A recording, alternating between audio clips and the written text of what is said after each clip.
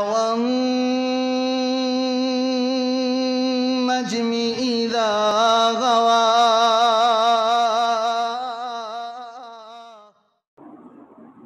يا أيها الذين آمنوا اتقوا الله حق تقاته ولا تموتن إلا وأنتم مسلمون. يا أيها الناس اتقوا ربكم الذي خلقكم من نفس واحدة وخلق منها زوجها وبث منهما رجالا كثيرا ونساء واتقوا الله الذي تساءلون به والأرحام إن الله كان عليكم رقيبا. يا أيها الذين آمنوا اتقوا الله وقولوا قولا سديدا يصلح لكم أعمالكم ويغفر لكم ذنوبكم ومن يطع الله ورسوله فقد فاز فوزا عظيما. وقال جل وعلا في موضع آخر هو الذي بعث في الأميين رسولا منهم يتلو عليهم آياته ويزكيهم ويعلمهم الكتاب والحكمة وإن كانوا من قبل لفي ضلال مبين. أما بعد فإن خير الحديث كتاب الله وخير الهدي هدي محمد صلى الله عليه وسلم وشر الأمور محدثاتها وكل محدثة بدعة وكل بدعة ضلالة. تمام قسم کی حمد و ثنا، تعریفات، تسبیحات، تمجیدات حضور کی بڑائی، پاکی، تقدیس و تحمید اکیلے اللہ رب العالمین کے لیے ہے جو ہم سب کا خالق، مالک، رازق اور مدبر ہے. اور پھر لاکھوں کروڑوں درود و سلام ہوں اس ہستی اقدس و مقدس پر کہ جن کا نام نامی اسم گرامی محمد رسول اللہ صلی اللہ علیہ وآلہ وسلم ہے. سیرت النبی صلی اللہ علیہ وسلم کے حوالے سے اگر بات کی جائے تو آپ علیہ السلام کی ولادت و سعادت قریش کے ایک بڑے معزز گھرانے بنو ہاشم کے اندر ہوئی کہ جس کا تذکرہ رسول اللہ صلی اللہ علیہ وسلم نے خود بھی فرمایا ہے صحیح مسلم شریف کی حدیث کے اندر ان اللہ اصطفیٰ من ولد اسماعیل کنانۃ واصطفیٰ قریشا من کنانۃ واصطفیٰ من قریش بنی ہاشم واصطفانی من بنی ہاشم. کہ اللہ تعالیٰ نے جناب اسماعیل علیہ السلام کی اولاد میں سے کنانہ کو چنا، کنانہ میں سے قریش کو چنا اور قریش کے گھرانوں میں سے بنو ہاشم کا اللہ تعالیٰ نے انتخاب کیا اور بنو ہاشم میں سے اللہ تعالیٰ نے مجھے چن کر ساری کائنات کا امام اور رسول اور نبی بنا دیا. نبی رحمت صلی اللہ علیہ وسلم کی ولادت اکثر اغلب اور رحین اور سیرت نگاروں کے مطابق ربیع الاول کے مہینے کے اندر ہوئی ہے. کچھ سیرت نگاروں کے نزدیک یہ 9 ربیع الاول ہے، کچھ کہتے ہیں یہ 8 ربیع الاول ہے، بعض نے 12 ربیع الاول کا قول کیا، بعض نے 18 ربیع الاول کا قول کیا اور بعض نے 10 محرم کا قول کیا. بہرحال تاریخ کسی صحیح سند سے ثابت نہیں ہے. سیرت نگاروں نے لکھا ہے اور اگر کوئی ایک بھی صحیح سند سے لکھ دیتا تو اختلاف کو ختم ہو سکتا تھا، اختلاف کو ختم کیا جا سکتا تھا. اس بات پہ کیا جھگڑنا کہ یہ 9 تھی یا 12 تھی یا 18 تھی یا 10 تھی، کیا جب تاریخ صحیح سند سے معلوم ہی نہیں. نبی رحمت صلی اللہ علیہ وسلم سے کوئی صحابی ایسا نہیں ہے کہ جو آپ کی پیدائش کی تاریخ چاہے وہ قمری تاریخ ہو چاہے وہ عیسوی تاریخ ہو اس کو صحیح سند سے بیان کرتا ہوں. تو لہٰذا 9 ربیع الاول، آپ کہیں 12 ربیع الاول، میں کہوں 9 ربیع الاول، تو بھائی میں 9 ربیع الاول بھی کیوں کہتا ہوں؟ میں کہتا ہی نہیں ہوں. میں کہتا ہوں کہ سیرت نگاروں کا اس بات پر اتفاق ہے، بلکہ اتفاق نہیں کہنا چاہیے، اکثر سیرت نگار اس طرف گئے ہیں اور یہ بات قرینہ قیاس معلوم ہوتی ہے کہ ربیع الاول کے مہینے میں پیدائش. تاریخ کی اگر بات کی جائے تو احمد رضا صاحب نے تو 8 ربیع الاول لکھی ہے فتاویٰ رضویہ کے اندر، جلد نمبر 26 صفحہ 412 سے لے کر 427 تک. انہوں نے ساری بحث کی ہے اور پورا حساب لکھا ہے. تو بہرحال ثابت تو کچھ بھی نہیں. ثابت سے مراد یہ ہے کہ ہمارے پاس صحیح سند سے کسی تاریخ کا تعین کرنا یہ ممکن نہیں. ہاں ایک بات ثابت ہے اور وہ حدیث صحیحہ سے ثابت ہے کہ نبی رحمت صلی اللہ علیہ وسلم سوموار کے دن کا روزہ رکھا کرتے. آپ علیہ السلام سے پوچھا گیا کہ آپ سوموار کے دن کا روزہ کیوں رکھتے ہیں؟ آپ نے اس کی 2 وجوہات بیان کی. آپ علیہ السلام نے فرمایا سوموار کے دن میں پیدا ہوا اور سوموار کے دن مجھ پر پہلی وحی نازل کی گئی. سوموار کے دن پیدائش ہے، سوموار کے دن آپ علیہ السلام کی بعثت ہے، نزول وحی ہے. اور آپ علیہ السلام نے فرمایا سوموار اور جمعرات کو اللہ تعالیٰ کے ہاں اعمال پیش کیے جاتے ہیں. میں پسند کرتا ہوں کہ میرا عمل جب اللہ تعالیٰ کے سامنے پیش کیا جائے تو میں حالت روزہ کے اندر. سوموار کا دن متعین ہے، مہینہ اور مہینے کی تاریخ یہ متعین نہیں ہے. سیدہ آمینہ آپ علیہ السلام کی والدہ، اور یہ بات بھی عام الفیل کے سال رسول اللہ صلی اللہ علیہ وسلم پیدا ہوئے. عام الفیل جس سال ابراہا نے مکہ کے اوپر چڑھائی کی تھی. یہ یمن کا ایک بادشاہ تھا جو نصرانی تھا اور بیت اللہ کو گرانے کے لیے آیا تھا، اور اس کے ساتھ جو حشر ہوا وہ سورہ الفیل کے اندر قرآن مجید آخری پارے کے اندر موجود ہے. الم تر کیف فعل ربک باصحاب الفیل. تو یہ جس سال ابراہا ہاتھیوں کے ساتھ حملہ آور ہوا مکہ پر، یہ اسی سال کا واقعہ ہے آپ کی پیدائش کا. آپ علیہ السلام کے والد عبداللہ ابن عبد المطلب، آپ کی پیدائش سے کچھ سیرت نگاروں نے لکھا ہے کہ 2 مہینے پہلے، کچھ نے لکھا ہے 7 مہینے پہلے وہ اس دنیا سے رخصت ہو گئے. یعنی آپ علیہ السلام اپنی والدہ کے بطن میں 2 ماہ یا 7 ماہ کے تھے کہ آپ علیہ السلام کے والد فوت ہو گئے. آپ علیہ السلام یتیم پیدا ہوئے. آپ علیہ السلام کا نام نامی اسم گرامی آپ کے دادا عبد المطلب نے محمد رکھا. بہت خوبصورت نام، بڑا پیارا نام، معنی کے اعتبار سے محمد جس کی بہت زیادہ تعریف کی جائے. نبی احمد صلی اللہ علیہ وسلم نے سب سے پہلے اپنی والدہ سیدہ آمینہ کا دودھ پیا، اس کے بعد سبیبہ کا دودھ پیا جو ابو لہب کی لونڈی تھی، اور پھر بنو سعد سے کچھ خواتین آئیں جن میں حلیمہ سعدیہ بھی تھی. اور چونکہ وہ بادیہ نشین تھی اور صحراؤں کے اندر رہتے تھے، 8 سالی کا عالم تھا، ان کا گزر بسر بکریوں اور اونٹوں کے اوپر ہوتا تھا. اور صحرا کے اندر، عرب کے اندر بارش بہت کم ہوتی. جب بارش نہیں ہوگی، پانی نہیں ہوگا تو ظاہر ہے چراگاہ نہیں ہوگی، تو بکریاں کچھ کھائیں گی نہیں،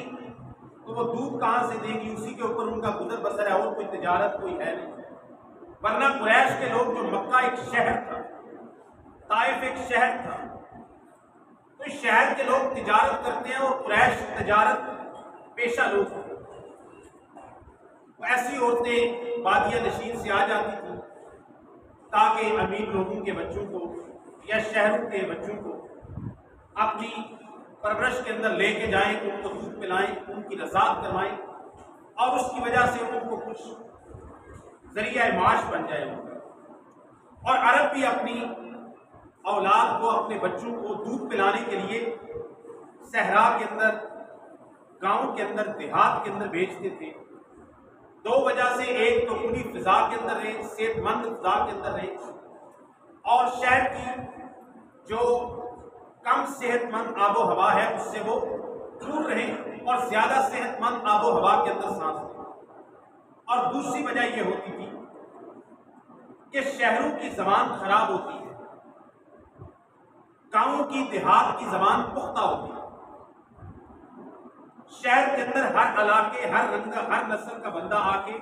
آباد ہو جاتا ہے۔ جو بندہ آیا اس نے 4 مرلے، 5 مرلے، 10 مرلے کا، آج کی زبان میں بات کر رہا ہوں، پلاٹ دیا، چاہے وہ کراچی سے آئے، چاہے پشاور سے آئے، اس کو کوئی پوچھنے والا نہیں۔ گاؤں کے اندر اس طرح نہیں ہوتا۔ ہمارے گاؤں کے اندر میں اپنی بات کر لیں، آج تک ایک بھی پردیسی آ کے آباد نہیں، ایک پورے گاؤں کے اندر۔ وجہ کیا نہیں ہے؟ پہلی تو بات ہے کوئی آ کے آباد ہوتا ہی نہیں، بھائی کوئی اپنا گاؤں چھوڑ گیا کہ دوسرے گاؤں میں آ کے رہے گا۔ ایک اور وجہ بھی ہوتی ہے، شاید آپ اس کی گواہی دیں، بندہ کوئی پردیسی آ جائے، اس کا کوئی تعلق نہ ہو تو پنڈ کا کوئی بندہ جگہ دیتا نہیں، ہوئی کیوں جگہ دیا میں گاؤں کے لوگوں کے مفادات یہ نہیں ہوتے کہ جگہ بیچی جاؤ تو بس بندے جناب آباد کی، نہیں، وہاں پر کچھ قبیلے، کچھ قومیں وہ اپنے ایک طریقے کے ساتھ رہتے ہیں۔ تو گاؤں کی زبان پختہ ہوتی ہے، شہروں کی زبان خراب ہوتی ہے۔ خراب سے میرا کہنے کا مطلب یہ ہے کہ اس کے اندر کئی لہجے اصل میں شامل ہو چکے ہوتے ہیں۔ اب کراچی جیسے شہر کو لے لیجیے، 2.5 کروڑ یا 2 کروڑ لوگوں کا شہر، اب اس میں پٹھان بھی بستا ہے، پنجابی بھی بستا ہے، بلوچی بھی بستا ہے، سندھی بھی بستا ہے، اردو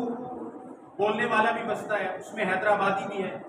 اور اس میں سرائکی بھی رہتا ہے۔ اب سارے لوگ ایک جگہ پہ رہیں گے تو ایک دوسرے کو سمجھانے کے لیے اردو والے کی اردو خراب ہو جائے گی، پنجابی والے کی پنجابی کا لہجہ بگڑ جائے گا، سرائکی والے کا سرائکی کا لہجہ خالص نہیں رہے گا۔ تو کہنے کا مقصد یہ ہے کہ عرب کے لوگ جو شہروں کے اندر رہتے تھے، اپنے بچوں کو اچھی، پختہ، فصیح عربی زبان پر عبور حاصل کرنے کے لیے، تربیت کروانے کے لیے گاؤں کے اندر، بادیہ نشین علاقوں کے اندر بھیجتے تھے۔ اور دوسرا یہ ہے کہ صحت اچھی رہے، کھلے فضا کے اندر جا کے سانس لیں، کھیلیں، کودیں، کھائیں، اور اس کی وجہ سے ان کی صحت اچھی ہے۔ تو حلیمہ سعدیہ آئی اپنی کچھ سہیلیوں کے ساتھ، کہتے ہیں میری جو سواری تھی وہ بڑی نحیف تھی، بڑی کمزور تھی،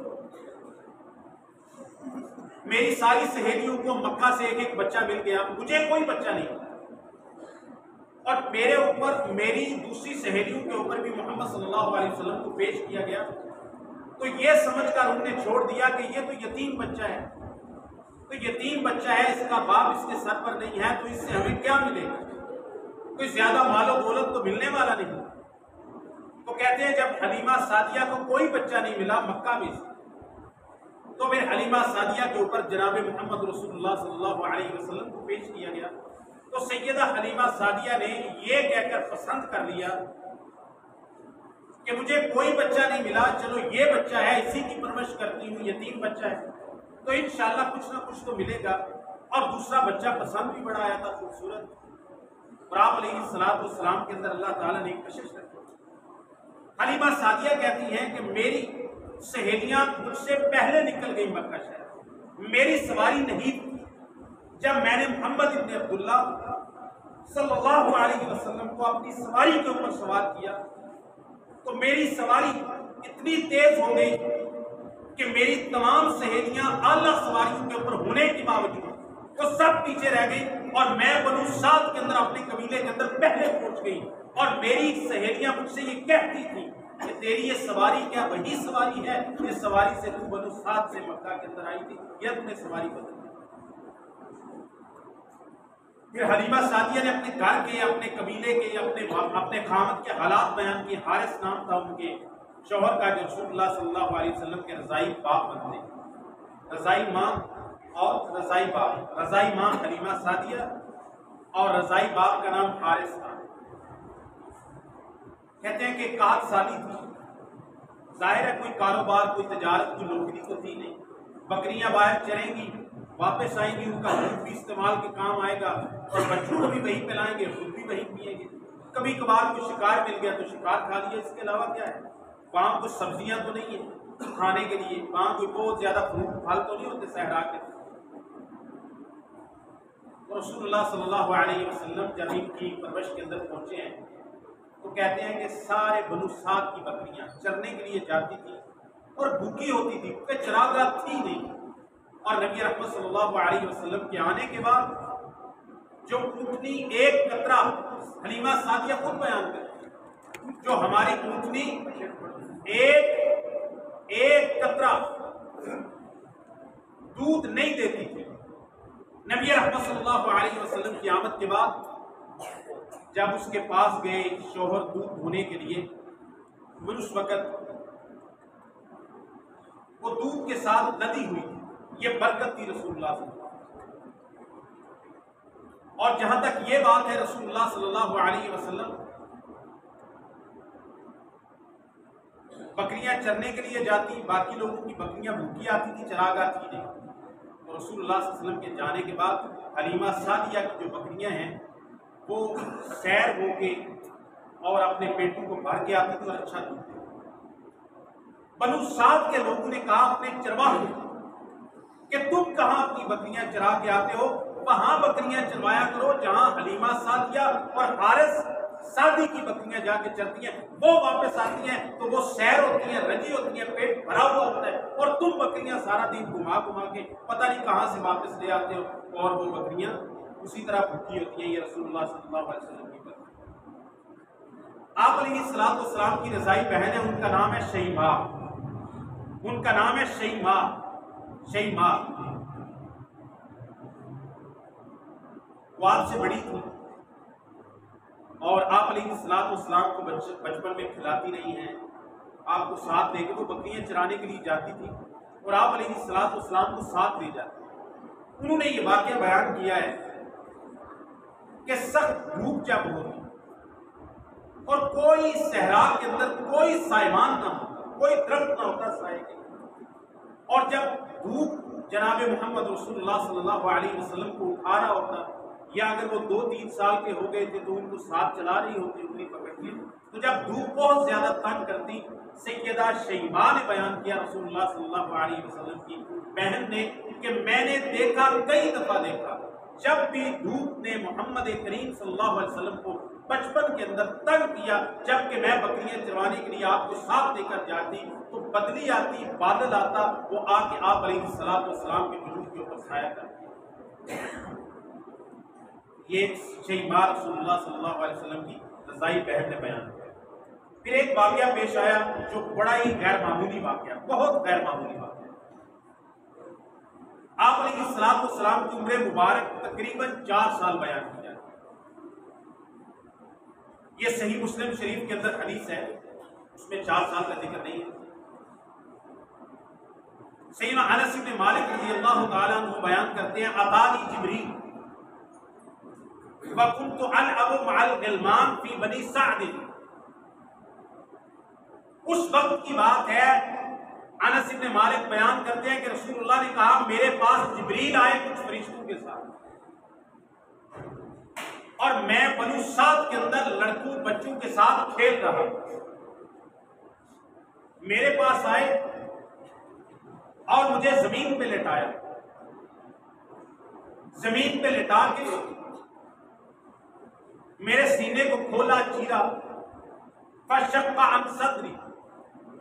میرے سینے کو کھولا،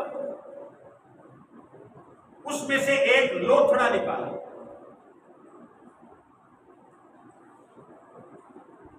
اور وہ لوتھڑا نکال کے گوشت کا ٹکڑا وہ باہر پھینکا اور کہا ھذا حظ الشیطان منک. یہ شیطان کے وسوسے کا حصہ آپ کے دل میں ہو سکتا تھا، لہذا وہ حصہ نکال کے ہم نے ہمیشہ کے لیے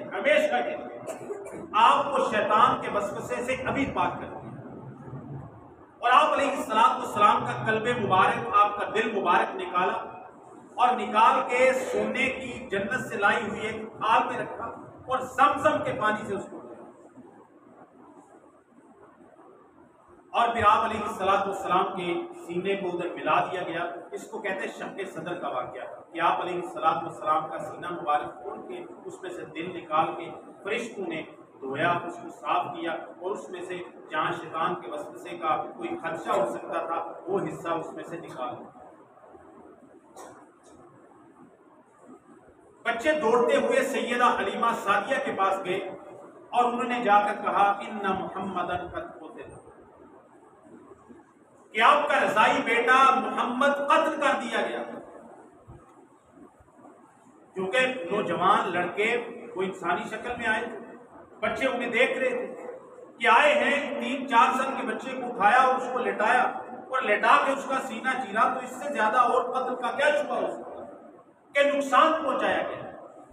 سیدہ حلیمہ سعدیہ بڑی گھبرائی ہوئی اور بڑی جلدی کرتے ہوئے آئی، اور رسول اللہ صلی اللہ علیہ وسلم کھڑے تھے، بالکل صحیح سلامت تھے، لیکن آپ علیہ السلام کے چہرے کا رنگ وہ بدلا ہوا تھا، چہرے کا رنگ متغیر تھا۔ اس کے بعد سید حلیمہ سعدیہ تھوڑی، کہ آپ امانت تھی، آپ ان کے پاس ایک امانت تھی، لہٰذا وہ اس بات سے ڈر گئی کہ دوبارہ کہیں ایسا کوئی واقعہ پیش نہ آئے۔ حلیمہ سعدیہ آپ علیہ السلام کو آپ کی والدہ سیدہ آمنہ کے پاس مکہ میں آ کر چھوڑ گئی۔ پہلے ان کی عادت رہی رضاعت کے اندر، رضاعت کو 2 سال ہے دودھ پلانے کی مدت، پھر اس کے بعد بھی 2-3 سال تک نبی پاک صلی اللہ علیہ وسلم بنو سعد میں رہے، اور حلیمہ سعدیہ بھی نہیں چاہتی تھی کہ نبی پاک صلی اللہ علیہ وسلم کو جانے دے، کیونکہ جو انہوں نے برکات اور فیوز نبی پاک کی وجہ سے اپنے گھرانے پہ دیکھی تھی جو پہلے کبھی نہیں، ایک معاش اور گزران سے تنگ گھر تھا۔ نبی پاک کے جانے کی بعد ان کے جانور، ان کے بچے، ان کا گھروں، ان کا گھرانہ، ساروں کے اندر خوشحالی آ گئی تھی، تو وہ برکات دیکھی تھی، لہذا حلیمہ سعدیہ نہیں چاہتی تھی۔ 2 سال کی مدت کے بعد اس نے منت کر کے، گزارش کر کے سیدہ آمنہ سے کہا کہ میں مزید اس کو اپنے اگر اجازت دیں، تو 2 سال مدت تو پوری ہو گئی، تو پھر آپ صلی اللہ علیہ وسلم کو اپنے ساتھ لے کر آئے۔ لیکن جب یہ واقعہ پیش آیا تو سیدہ حلیمہ سعدیہ، یہ صحیح مسلم کے اندر واقعہ موجود ہے، یہ جو شق صدر کا، آپ علیہ السلام کا شق صدر 2 دفعہ ہوا۔ ایک دفعہ یہ 4 سال یا 3 سال کی عمر کے اندر جب آپ علیہ السلام بنو سعد کے اندر حلیمہ سعدیہ کے پاس دودھ پیتے تھے، اور دوسری دفعہ یہ واقعہ صحیح بخاری صحیح مسلم کے اندر موجود ہے جب آپ علیہ السلام کو معراج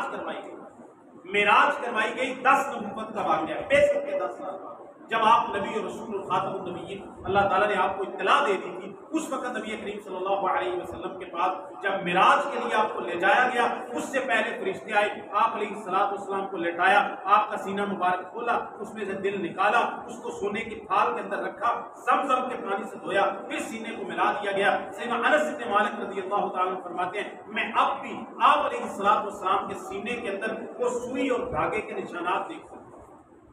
انی لارا آثار المحیات فی صدر رسول اللہ صلی اللہ علیہ وسلم، وہ سوئی اور دھاگے کے نشان میں دیکھ سکتا ہوں، جیسے کوئی آپریشن کیا گیا ہو تو وہاں پر وہ نشان رہ جاتا ہے، وہ نشان میں اب بھی دیکھتا ہوں رسول اللہ صلی اللہ علیہ وسلم کے سینے کے اندر۔ یہ دوسری دفعہ شق صدر کا واقعہ جب آپ کو معراج کروائی گئی، اس سے پہلے بھی آپ کا شق صدر اور فرشتوں نے کیا ہے۔ بلکہ میں اس کے بارے میں یہ کہا کرتا ہوں نا، کائنات کے اندر روئے زمین پر پہلی اوپن ہارٹ سرجری رسول اللہ صلی اللہ علیہ وسلم، اس سے پہلے اوپن ہارٹ سرجری کا کوئی تصور ہمیں پیچھے نہیں ملتا کہ کہیں سینے کو کھولا جائے، دل نکال کے اور پورا یہ اوپن ہارٹ سرجری فرشتوں نے رسول اللہ صلی اللہ علیہ وسلم کو دفعہ کیا۔ اس سے پہلے سائنس کے پاس ایسی چیز بالکل موجود نہیں ہوتی، شاید سائنس نے بھی یہیں سے لیا ہو کہ تجربہ کرتے ہوئے دل کا بھی اپنے۔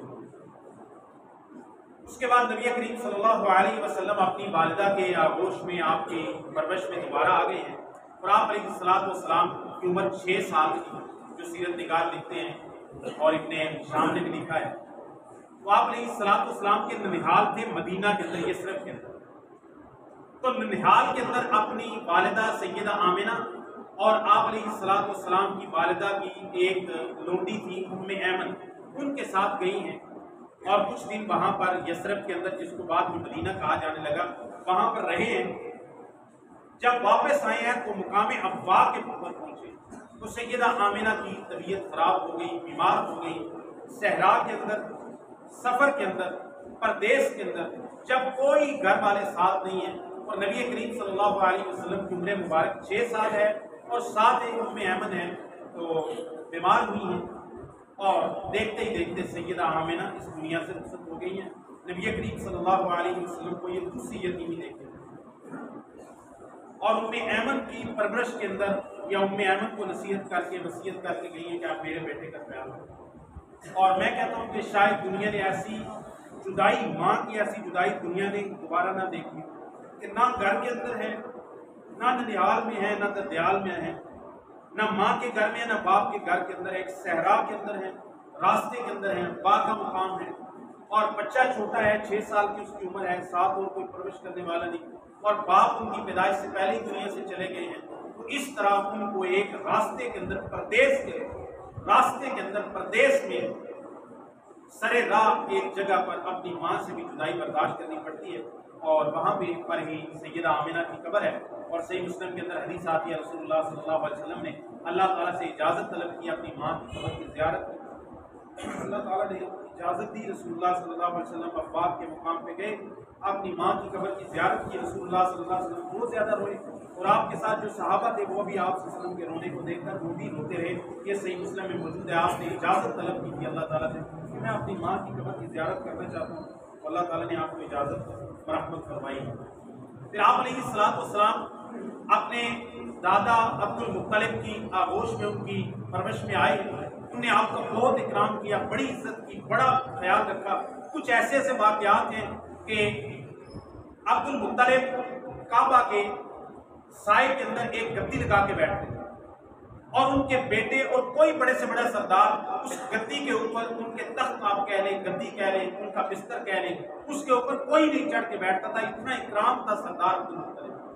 نبی رحمت صلی اللہ علیہ وسلم کے بارے میں بچپن کے اندر بھی اور بعد بھی یہ دیکھا کہ آپ علیہ الصلوۃ والسلام کبھی آپ کی گدی کے اوپر بیٹھ گئے، عبد المطلب، سردار عبد المطلب کے، آپ کے دادا کی گدی پر، تو چچاؤں نے روکنا چاہا کہ ان کے احترام اتنا تھا، جلال اتنا تھا والد گرامی کا اور سردار عبد المطلب کا، انہوں نے کہا اس کو نہ روکو، اس کو میری گدی کے اوپر بیٹھنے دو، یہ اکرام اور یہ عزت اور یہ مقام۔ انہوں نے بھی شاید بچپن کے اندر کچھ دیکھ لیتا ہے، یا پھر یہ وجہ بھی ہو سکتی ہے کہ باقی جو میرے پوتے ہیں ان کے تو باپ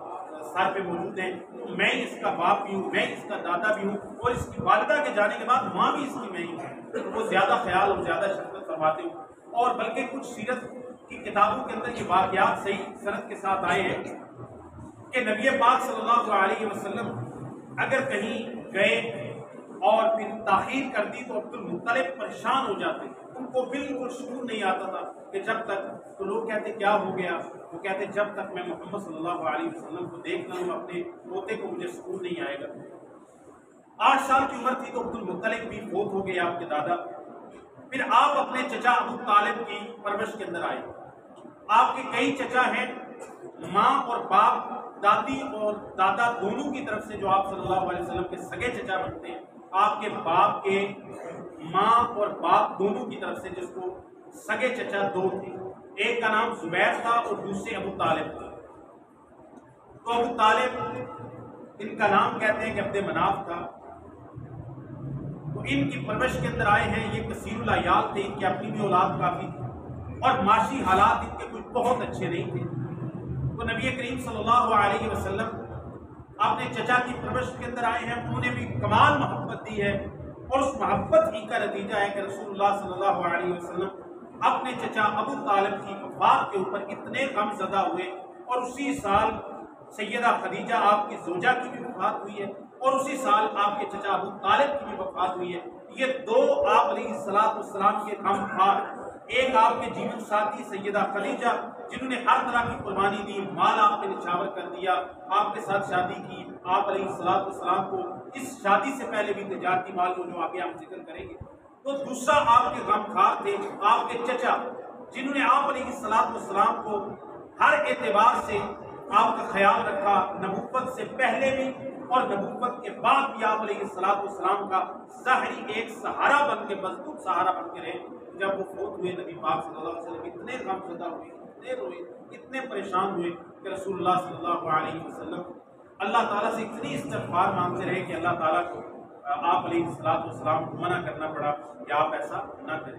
آپ کے اختیار میں نہیں ہے کسی کو ہدایت دینا، یہ آپ کے اختیار کے اندر نہیں ہے، انک لا تہدی من احببت ولکن اللہ یہدی من یشاء۔ اے میرے محبوب، جس کو آپ چاہیں آپ ہدایت نہیں دے سکتے، یہ ہدایت اللہ کے پاس ہے، اللہ تعالیٰ جس کو چاہتا ہے ہدایت دیتا ہے۔ آپ رہنمائی کر سکتے ہیں، بتا سکتے ہیں، آپ بشیر و نذیر ہیں، لیکن آپ ایسے نہیں ہیں کہ آپ کسی کے دل کے اندر ہدایت ڈال دیں، یہ توفیق اللہ تعالیٰ کی طرف سے ہے۔ آپ کے چچا ابو طالب، لیکن آپ یہ دیکھیے نبی پاک صلی اللہ علیہ وسلم کی سیرت ہے، آپ یتیم ہونے کے باوجود باپ کو پہلے ہی فوت ہو گئے، پھر ماں فوت ہو گئی، پھر دادا فوت ہو گئے، اپنے چچا کی پرورش میں آئے ہیں تو چچا کے اوپر وہ پہلے ہی معاشی اعتبار سے کوئی بہت اچھی صورتحال کے اندر نہیں تھے، اولاد زیادہ تھی اور کوئی بڑا زیادہ ذریعہ روزگار نہیں تھا، کبھی کبھی تجارت کے لیے شام چلے جایا کرتے تھے، آپ ان پہ بوجھ نہیں بنے ہیں۔ آپ نے بچپن کے اندر جو آپ کا لڑکپن شروع ہو چکا تھا، اسی کے اندر آپ علیہ السلام نے بکریاں چرانی شروع کر دی، اور یہ صحیح بخاری شریف کے اندر موجود ہے۔ نبی کریم صلی اللہ علیہ وسلم نے فرمایا كنت ارعى الغنم على قراريط لأهل مکہ، میں اپنے لڑکپن کے اندر، ظاہر لڑکپن کی بات ہے، چند سکوں کے اوپر، چند درہم، چند سکوں کے اوپر، چند پیسوں کے بدلے میں اہل مکہ کی بکریاں چروایا کرتا ہے۔ اب یہاں سے کچھ لوگوں کو اشکال پیدا ہوا، حالانکہ حدیث صحیح بخاری کی ہے، اور آپ علیہ السلام نے اسی حدیث میں فرمایا کہ کوئی نبی نہیں ہے جس سے اللہ تعالیٰ نے بکریاں نہ چروائی، ہر نبی سے اللہ تعالیٰ نے بکریاں چروائی۔ اب بکریاں چروانے سے کیا ہوتا ہے؟ بکریاں چروانا انسان کی مکمل تربیت کرتا ہے۔ غلہ بانی ایسا پیشہ ہے کہ غلہ بانی اور قوم بانی، بکریوں کی پرورش کرنا اور اپنی قوم کی تربیت کرنا، یہ ایک ہی طرح کے دو مشکل ٹاسک ہیں، اور اللہ تعالیٰ نے کیونکہ بکریوں کی تنظیم، اس کے اوپر علماء نے پڑھا لکھا ہے، وہ فلسفیوں نے لکھا ہے، حکماء نے لکھا ہے، منطقیوں نے لکھا ہے اس کے اوپر، اور فلاسفرز نے لکھا ہے اس کے اوپر، فلسفیوں نے، کہ بکریاں چروانے کے اندر کہتے ہیں بکریاں چروانے کے اندر بندے کے اندر لیڈرشپ کوالٹیز پیدا ہوتی ہیں، بندے کے اندر تنظیم سازی کا بہترین نظام پیدا ہوتا ہے، کیونکہ بکریاں ایسی چیز ہیں، ہم نے بچپن کے اندر بھینسیں وغیرہ چرائی ہیں، بھینسیں گائیاں اپنے گاؤں میں، انہوں نے ایک جگہ سے چھڑ دی نا، اس کے بعد ساری دیہڑی بیٹھے رہتے گپا مارتے، ہمیں ٹینشن نہیں ہے، آپ کی شام بھی واپس آ جائے، بالکل شام کو کئی بار گھر ٹوٹ جاتے، کتنے نے بچہ کتنے نے گھر دیتے، آپ آ جانی ہے ہوں دے دے آپ آرام آ جائیں، باہر آ کے روکی ہوئی چلو دروازہ کو پیپ شیپ مارو تو وہ اس کے بعد کھلے بیٹھے ساتھ بھائی بکریاں نے نہیں ہوتی، انہوں نے کتے رہنا رات ہونے تک، جنی دیر تک انہیں بہ نہیں جانا، انہوں نے چون پاس پتہ نہیں، یہ جو لوگ باہر بکریاں چراتے ہیں انہوں نے ایک دو کتے بھی رکھے ہوتے ہیں، پھر ایک چرواہا آگے ہوتا ہے، ایک پیچھے ہوتا ہے، ایک دائیں ہوتا ہے بعض اوقات، یا اس کی کمی پوری کرنے کے لیے کتے رکھے ہوتے ہیں۔ تو بکری اس طرح کے جانور نہیں کہ آپ چھوڑ دیں تو چپ کر کے بس یہ نہیں ہو سکتا، اور چپ کر کے شامی واپس بھی آ جائے، یہ بھی نہیں ہو سکتا۔ تو لہٰذا بکری کے اندر زیادہ صلاحیتوں کی ضرورت ہوتی ہے، زیادہ صبر کی ضرورت ہوتی ہے، زیادہ تحمل کی ضرورت ہوتی ہے۔ پیسے بعض اوقات تنگ کرتی تھی، دوسروں کے چارے کے اندر چلے تھے، بڑے بڑے ڈنڈے مارتی تھے، وہ شامی آمدے لاساں پہ ہوئی تھیں، تو سارے چاچو بڑا غصہ کرتے تھے، وہ کسی ایڈا ڈنڈا مار دے وہ ظالموں بجان، ٹھیک ہے، تو ہوں بکری میں تو ایڈا ظالم نہیں مارا جاتا، ڈنڈا ماری تو لات ٹوٹ جائے، صبر بڑا چاہیے ہوتا ہے بکریاں چروانے والے کو، اسی لیے نبی پاک صلی اللہ علیہ وسلم نے، یہ بھی صحیح حدیث ہے، آپ نے فرمایا آپ دلوں کی نرمی دیکھیں گے، دلوں کی نرمی دیکھیں گے بکریوں کے چرواہوں کے اندر، اور دلوں کی سختی اور تکبر دیکھیں گے اونٹ پالنے والے اونٹوں کے چرواہوں۔ تو رسول اللہ صلی اللہ علیہ وسلم نے اپنے خرچ کا اور اپنے چچا کے ساتھ ان کا ہاتھ بٹانے کا انتظام آپ نے اپنے لڑکپن کے اندر شروع کر دیا تھا۔ اس کے بعد رسول اللہ صلی اللہ علیہ وسلم کی عمر جب 12 سال ہوتی ہے تو آپ شام کا ایک تجارتی سفر کرتے ہیں اپنے چچا ابو طالب کے ساتھ، اور بحیرہ راہب کے ساتھ آپ کی ملاقات ہوتی ہے، اور وہیں پر یہ موجود ہے اس روایت کے اندر کہ رسول اللہ صلی اللہ علیہ وسلم جب گزر رہے تھے تو جو درخت جو ہے نا وہ جھک جھک کر رسول اللہ صلی اللہ علیہ وسلم کو سلام کر رہے تھے، تو بحیرہ راہب نے، جو عیسائیوں کا بہت ہی نیک اور بہت ہی زیادہ علم والا راہب تھا، اس نے جب یہ منظر دیکھا کہ یہ 12 سال کا ایک لڑکا ہے اور اس کے لیے درخت جو ہے وہ جھک رہے ہیں، اس نے جب یہ منظر دیکھا تو اس نے کہا کہ یہ جو درخت ہے یہ تعظیمی سجدہ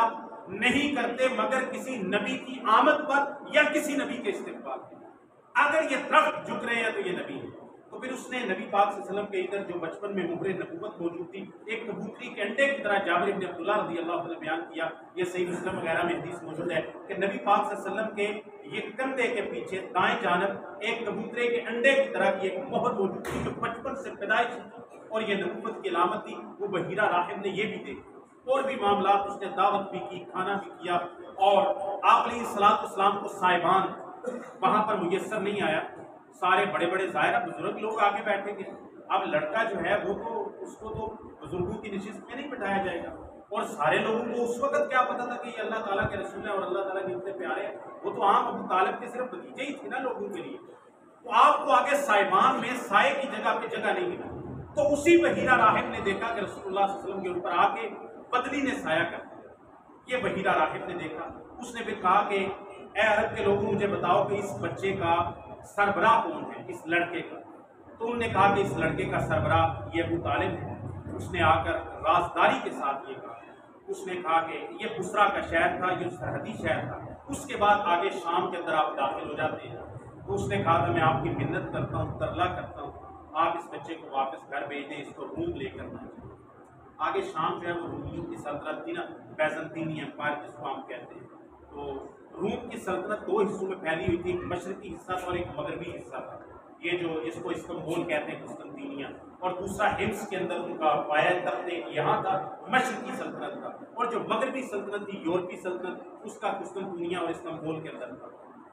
تو اس نے کہا کہ میں آپ سے کہتا ہوں اس نبی کو آپ جائیں گے، وہاں پر یہود ہیں اور نصرانی ہیں، دوسرے بادشاہ ہیں، ظالم ہیں، وہ یہ علامات دیکھ لیں گے اور پھر حسد کے اندر آ کے کہیں اس کو نقصان نہ پہنچائیں، آپ اس کو واپس بھیج دیں۔ رسول اللہ صلی اللہ علیہ وسلم کو ابو طالب نے اس مشورے پر عمل کرتے ہوئے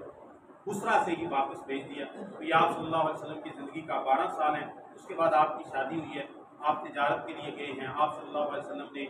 شادی کی ہے، پھر آپ کی اولاد ہوئی ہے، پھر آپ صلی اللہ علیہ وسلم نے اور کچھ معاملات کیے ہیں، پھر آپ صلی اللہ علیہ وسلم پر پہلی وحی نازل ہوئی ہے۔ یہ سیرت کا ایک سبق ہے، اس یہیں سے شروع کریں گے، تو باقی اللہ تعالیٰ ہمیں عمل کی توفیق عطا فرمائے، رسول اللہ صلی اللہ علیہ وسلم سے سچی محبت نصیب فرمائے۔ ویسے چاہیے تو یہ کہ یہ باتیں جمعے میں بیان کرنے کی ضرورت نہیں ہوتی، اصل میں یہ چیزیں پڑھنے کی، لیکن ایک المیہ یہ ہے کہ اب پڑھنے کا سلسلہ تقریباً مفقود ہو چکا ہے ہمارے معاشرے میں۔ اب یہ بتائے کہ یہ واقعہ پیش آیا، پھر یہ واقعہ پیش آیا، اور جمعے کا وقت جو ہے 25-30 منٹ 35 منٹ مختصر وقت ہوتا ہے، آپ اس میں احکام و مسائل بتائیں گے، کوئی فضائل بتائیں گے، کوئی جو ہے وہ نبی پاک صلی اللہ علیہ وسلم کی سیرت کے چیدہ وہ پہلو جو بعثت کے بعد ہے، جو اصل میں ہمارے لیے عملی زندگی کے اندر نمونہ ہے، تو وہ بتائے جائے۔ لیکن اب میں نے یہ سمجھا کہ اس کو بھی غنیمت جانو کہ ان چیزوں کو بھی جس طرح کتابوں میں لکھا ہوتا ہے، سیرت کی کوئی ایک آدھی چھوٹی کتاب جمعے میں پڑھا دی، کیوں کہ ہمارے لوگ مطالعہ کرتے نہیں ہیں، اور نبی پاک صلی اللہ علیہ وسلم کی سیرت، یہ میں اقبال کو کوٹ کر رہا ہوں، پھر عطا اللہ شاہ بخاری سید شورش کاشمیری کہتے ہیں کہ میں علامہ اقبال کو ملنے کے لیے گیا ملاقات کے لیے عطا اللہ شاہ بخاری کے ساتھ، تو انہوں نے کہا کہ شاہ جی ان کو مرشد کہتے تھے علامہ اقبال کو عطا اللہ شاہ بخاری، تو مرشد کوئی نصیحت کرو۔ انہوں نے کہا کہ آپ واز کرتے ہو، نصیحت کرتے ہو، دور دور پہ جاتے ہو، مسلمان نوجوانوں کو اور مسلمانوں کو نبی پاک کی سیرت پہ، سیرت کا شوق پیدا کرتا اور سیرت ان کو یاد کرتا، اس سے کیا ہوگا؟ انہوں نے کہا علامہ اقبال نے، شاہ جی جتنا مسلمان کے اندر نبی پاک کی سیرت کو جتنا زیادہ پڑھے گا اور سیکھے گا، اتنا اس کے اندر قرآن فہمی کا جذبہ ہے۔ نبی پاک کی سیرت بندے کو ابھارتی ہے اس بات پہ کہ بندہ قرآن سے محبت کرے، بندہ آخرت سے محبت کرے، بندہ اپنے آپ کو ٹھیک کرے، بندہ اپنے اندر کچھ کار کرنے کا تحریکی جذبہ پیدا کرے کہ میں جس معاشرے کے اندر ہوں میں نے کوئی تبدیلی لانی ہے اس معاشرے کے اندر، جیسے نبی پاک صلی اللہ علیہ وسلم نے بتدریج آہستہ آہستہ آہستہ عرب جیسے گرے پٹے ہوئے معاشرے کے اندر تبدیلی لا کے دکھائی ہے۔ جب وہ سیرت پڑھے گا، سیرت اس کو سکھائے گی کہ میں اب نبی پاک صلی اللہ علیہ وسلم کا امتی ہوں اور مبلغ ہونے کی حیثیت سے میں نبی پاک کا نمائندہ ہوں، تو میں نے اپنے معاشرے کے اندر کیا کردار ادا کرنا ہے، تو لہٰذا سیرت کا جذبہ پیدا کرے۔ ایک رحمت عالم کتاب ہے، مختصر کتاب ہے، وہ پڑھیں، الرحیق المختوم بہت اچھی کتاب ہے، وہ پڑھیں، اور کوئی سیرت کی آپ کو اردو کے اندر کتاب ملتی ہے وہ پڑھیں۔ بہرحال سیرت کا یہ ہمیں کم از کم زندگی کے اندر سیرت کی کوئی ایک کتاب، پوری کتاب جو ہے وہ لفظ بلفظ پڑھ کے اس کو اپنے اندر ہضم کرنا چاہیے۔ جتنا نبی پاک کی زندگی کا ہمارے اندر مطالعہ ہوگا نا، ہماری زندگی اپنی بھی اتنی بہتر ہوگی اور ہمارے اندر اتنا ہی دین کا کام کرنے کا جذبہ پیدا ہوگا۔ اللہ تعالیٰ عمل